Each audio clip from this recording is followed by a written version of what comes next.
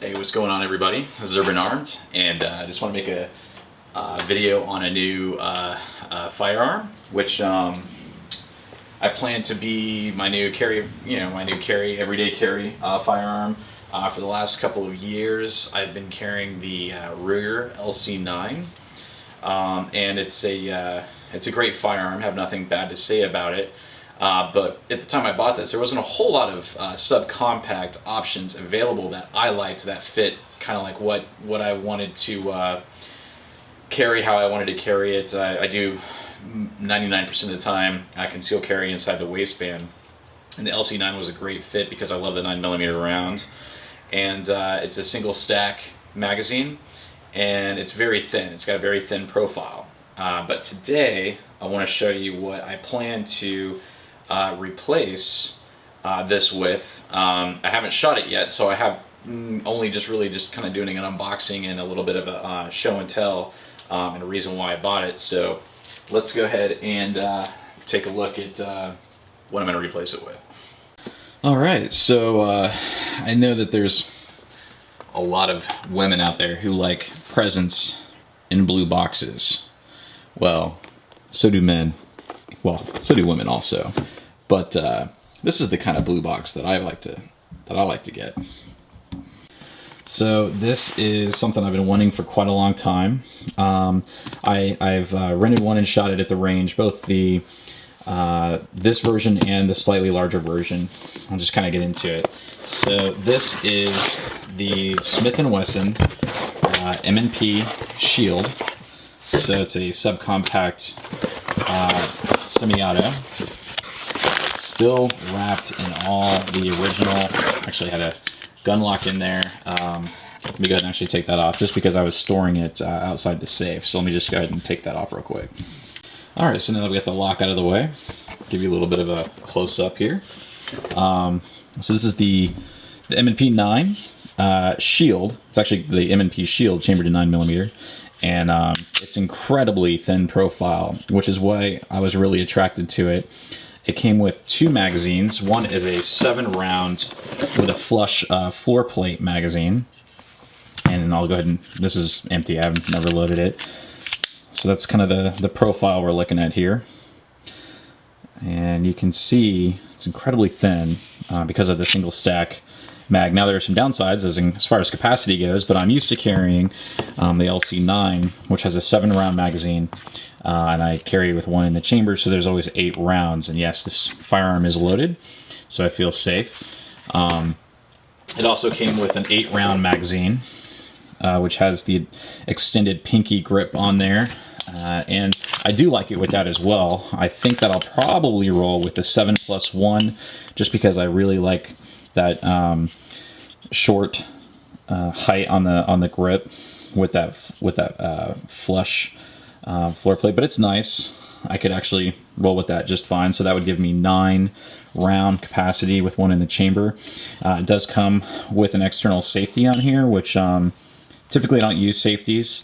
I carry my Glock 19 a lot and my XDMs occasionally, and I like to be consistent with how I carry, and what that means, no safety. But you can use it, and also you can get it with the Pro, with the 9C. The C is the compact version, which is a double stack. It's only slightly wider than the Shield, and I may still consider that one.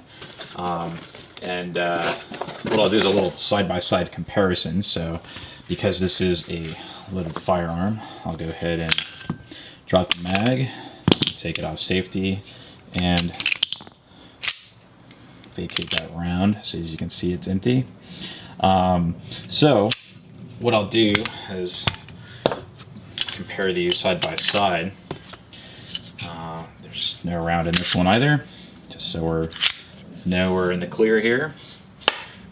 And I'll go ahead and put them side by side, and you can see that there's almost an identical size between them. The LC9 actually has a slightly shorter length on the slide.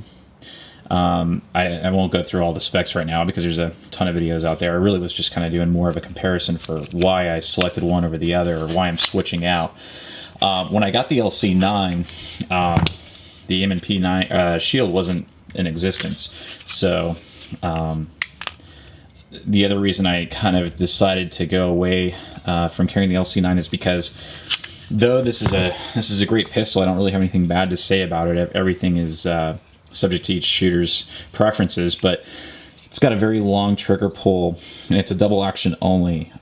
So it's got a really long pull, and that hammer has to come back and fire on each round, which is okay. And with lots of practice, it's a very accurate gun. It's just that all my other guns I carry are striker fired, and I kind of would like to have that consistency from one to the other. So I'll probably be selling this LC9 as I don't really see myself ever really going back to it, because I will be picking up also the 9C and possibly even a Glock 26, in which case I really would never carry this. I would never choose it. Not because it's a bad choice, it's just that my preference is I'd rather carry something that's striker fired, and I just, it's just a cooler gun. I really think it's fun gun to shoot. I haven't shot this specific one here in my hands because I just got it, but I've shot other models and or other people's and rented, and I just really like the way it feels in my hand,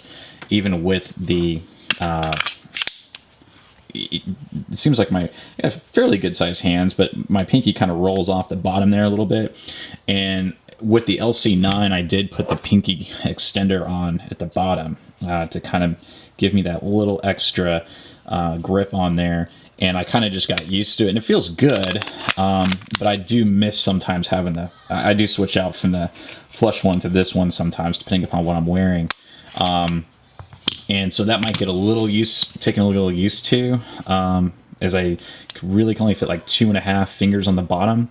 But, as I grip the gun, forward, and it's a 9mm, so it's not, a terrible recoil, like a 40 caliber or something like that. I think it'd be just fine. And that ones I shot before just did have the flush floor plate on there. So anyways, thought I'd just kind of do a little bit of a update on kind of the carry gun, and I'm going to be taking this range. I don't really like to carry a gun unless I've put at least 300 or 400 rounds through it, and at least 20 to 40 rounds of my defensive ammo, which is what I carry. The kind of go between the TAP 100E TAP 147 grain and also the XTP 147 grain jacket of hollow points.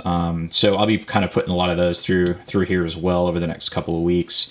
And then also kind of as I get more comfortable carrying that, make that transition over, this will probably go on arms list, and I'll say goodbye to it, as it'll help afford me go towards another carry piece that I'd prefer to have. So pretty awesome. I just kind of wanted to show you what that was all about, and yeah, I look forward to shooting it and doing some updated videos on my thoughts about it. This isn't really a full review because I've literally just only taken it out of the box, and kind of give you my idea why I've been looking at switching out from the LC9. Again, LC9 is a fantastic firearm. It's a great carry weapon. I would recommend it. It's just that preference is to go striker fired instead of that double action only. So I think I'll be, saying hasta la bye-bye to that bad boy. So anyway, just kind of wanted to give a little update on that.